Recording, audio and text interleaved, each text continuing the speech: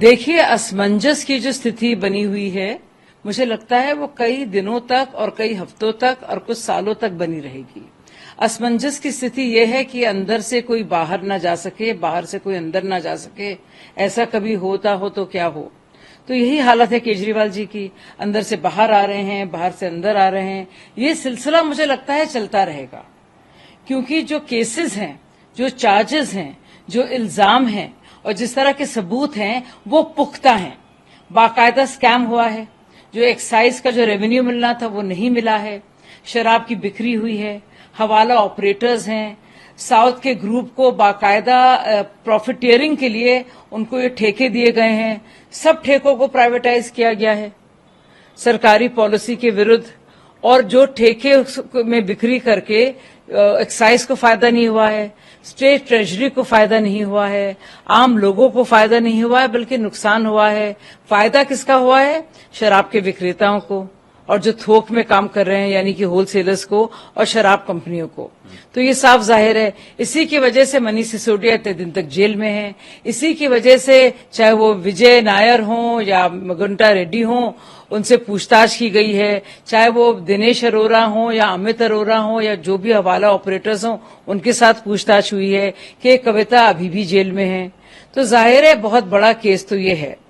अब उनके तार केजरीवाल से किस तरह जुड़े हैं? केजरीवाल खुद संयोजक हैं, पूरे पार्टी के हेड हैं और बाकायदा ये पैसा गोवा में इस्तेमाल हुआ है, कैश में इस्तेमाल हुआ है ये पूरा पैसा। तो जाहिर है कब तक भागेंगे। तो ये अंदर बाहर, बाहर अंदर, जेल से बेल, बेल से जेल की जो स्थिति इनकी है ये बनी रहेगी। ये आज की बात नहीं है सिर्फ। जितना न्याय व्यवस्था का अपमान केजरीवाल जी और उनकी पार्टी ने एक बार नहीं कई कई बार किया है, मुझे लगता है उनको इसके लिए न सिर्फ शर्मिंदा होना चाहिए बल्कि माफी मांगनी चाहिए। जिस तरह से आप देख रहे हैं कि उनको बेल मिली सिर्फ प्रचार करने के लिए, जिस तरह से कल भी ट्रायल कोर्ट ने बेल दी, साफ जाहिर है कि कोई दुर्भावना उनके खिलाफ नहीं है। ये भी साफ जाहिर है पूरी अच्छी तरह से कि भाजपा का कंट्रोल या नियंत्रण पूरी तरह से नहीं है और ना ही हो सकता है। यही है जुडिशियल प्रोसेस हमारे देश का, यही काम है न्यायालय का और अलग अलग मुख्तलिफ कोर्ट्स का जो अलग अलग लेवल पर हैं, चाहे वो सेशंस में हो, हाई कोर्ट हो या सुप्रीम कोर्ट हो।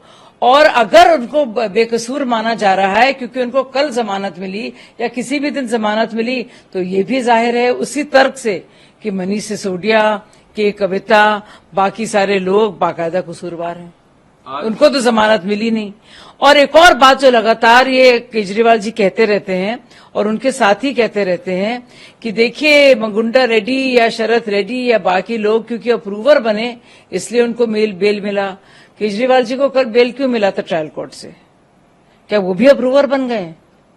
तो ये लगातार जो भाजपा पर इस तरह के आक्षेप लगा रहे हैं तो इससे क्या मतलब है? और इससे साफ जाहिर है कि वो लगातार झूठ बोल रहे थे। अब तो जब बेल मिल जाता है तो अदालत बड़ी अच्छी हो जाती है, जब बेल नहीं मिलता है तो भाजपा जिम्मेदार होती है। ये किस तरह के दोहरे मापदंड है उनके? अगर आपने चोरी की है, रिश्वतखोरी की है, मुनाफाखोरी की है तो जाहिर सी बात है जेल तो आपको जाना पड़ेगा। और चाहे शराब हो या फिर आब हो, पीने का पानी हो, हर जगह भ्रष्टाचार ही भ्रष्टाचार, घोटाले ही घोटाले सामने दिख रहे हैं। पीएम मोदी इस पर कुछ निर्णय नहीं लेते हैं राजस्थान सरकार को पानी बिल्ली देने पर, तो हम अनशन पे सत्याग्रह करेंगे। ऐसे में ये लोग जो दिल्ली आम आदमी पार्टी के तमाम जो बड़े लीडर्स हैं वो पहुंचे वहां पे, कुछ को रोका गया है। इस पे सौरभ भारद्वाज ने ट्वीट किया है कि अब हमें गांधी जी के दर्शन करने से भी रोका जा रहा है। अब देखिए, हर एक चीज का जवाब नौटंकीबाजी तो होती नहीं है। कभी कभी तो काम करना पड़ेगा, गलती से ही सच बोलना पड़ेगा, लेकिन बोलना तो पड़ेगा। दुनिया भर के लोगों को का इल्जाम लगाते हुए, चाहे वो एलजी साहब हो, चाहे वो दिल्ली पुलिस हो, चाहे वो हरियाणा सरकार हो, चाहे वो हिमाचल सरकार हो, चाहे वो यूपी सरकार हो, उन्होंने सबको इल्जाम लगाए। लेकिन खुद जल मंत्री जिसको जो संभाल रही हैं आतिशी जी, कुछ नहीं कर पाई।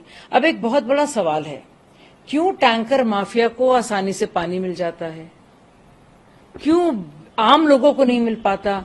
दिल्ली जल बोर्ड जो आम आदमी पार्टी के आने से पहले जिसका मुनाफा था 600 करोड़, वो अब 17,000 करोड़ के घाटे में चल रहा है।